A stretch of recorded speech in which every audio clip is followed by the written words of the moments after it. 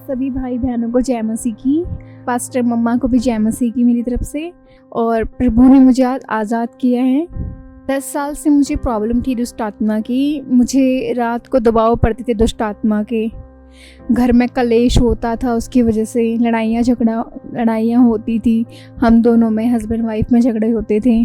मुझे होश नहीं होता था मतलब मैं क्या कर रही हूँ क्या नहीं कर रही हूँ। मतलब ये था कि मुझे चिड़चिड़ापन होता था। जो भी दिखता था सामने से बस गुस्सा आता था। गुस्से में मेरे से क्या हो रहा है मुझे कुछ समझ नहीं आता था, मैंने क्या बोला है। रात को मेरे को नींद नहीं आती थी, मुझे डरावने सपने आते थे। रात को फिर दिखाई भी देता था दुष्ट आत्मा, फिर मेरी बॉडी को भी टच करती थी। मुझे लाल कपड़ों में और ब्लैक कपड़े में कुछ दिखाई देता था, कुछ दुष्ट आत्मा। मतलब मुझे अपने काबू में करता था।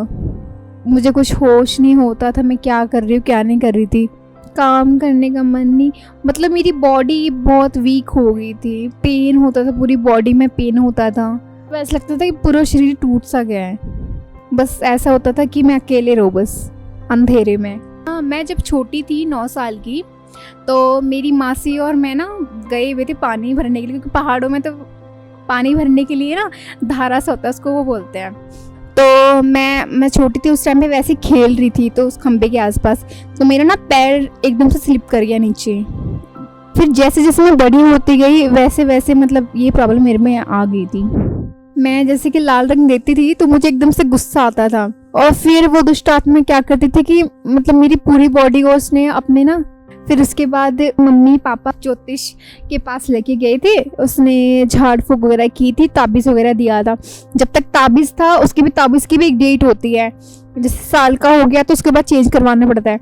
तो जैसे ही मेरा ताबीज़ उतर गया था फिर से मुझे प्रॉब्लम होने लगी थी। कम से कम 10,000 आधे तो उनको खाने के देने पड़ते थे, क्योंकि वो बोलते थे कि पूजा ऐसे जाएगी। तो मैं दुष्ट आत्मा से काफ़ी परेशान थी। मतलब ऐसा होता था कि जब पूजा करो तो मैं ठीक रहती थी, उसके बाद जैसे ही नहीं करो तो मुझ में ना चिड़चिड़ापन होना, अकेले रहना, जैसा रोना, मतलब अकेले रहना रोना, ये सब होता था। मेरे घर पे मेरे हस्बैंड से भी लड़ाई झगड़ा होना, मेरे चिड़चिड़ेपन की वजह से, मेरा गुस्से की वजह से, मेरा खुद पे काबू नहीं रहता था। सभी भाई बहनों को जय मसीह की। मेरा नाम गौरव है, मैं जीरकपुर का रहने वाला हूँ। जैसे कि मेरी वाइफ बता रहे हैं कि इन्हें दुष्ट आत्मा की प्रॉब्लम थी, तो जब इन्हें दुष्ट आत्मा का अटैक होता था तो इनको संभालना बहुत मुश्किल होता था। 2-2 3-3 बंदे भी बहुत मुश्किल से इनको संभाल पाते थे। तो जैसे तैसे हम इनको संभालते थे, प्रभु का नाम लेते थे, प्रार्थना करते थे तो ये शांत हो जाती थी। दुष्ट आत्मा की वजह से रात को जब अटैक होता था दुष्ट आत्मा का, तो इनका अपने ऊपर काबू नहीं रहता था। इनको कुछ भी पता नहीं चलता था कि ये क्या कर रहे हैं क्या नहीं कर रहे हैं, क्या बोल रहे हैं। जैसे हम कंचन मित्र मिनिस्ट्री के साथ जुड़े हुए थे और संगति में बने हुए थे, वैसे मैंने इनको ले जाना शुरू किया। जब हम चर्च में पहली बार गए तो ये अपने होश में नहीं थे और ये चर्च के गेट से भी बाहर भाग रहे थे। इनको पकड़ पकड़ के सिस्टर ब्रदर अंदर लेके आ रहे थे। इनको संभालना बहुत मुश्किल था। जब परमेश्वर की दासी दुष्ट आत्माग्रस्त लोगों के लिए प्रार्थना करते थे तो ये खेलने लग जाते थे।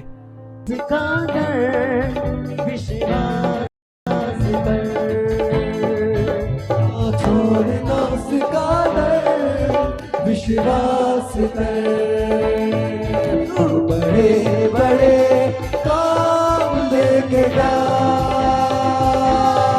तू बड़े बड़े काम देखेगा।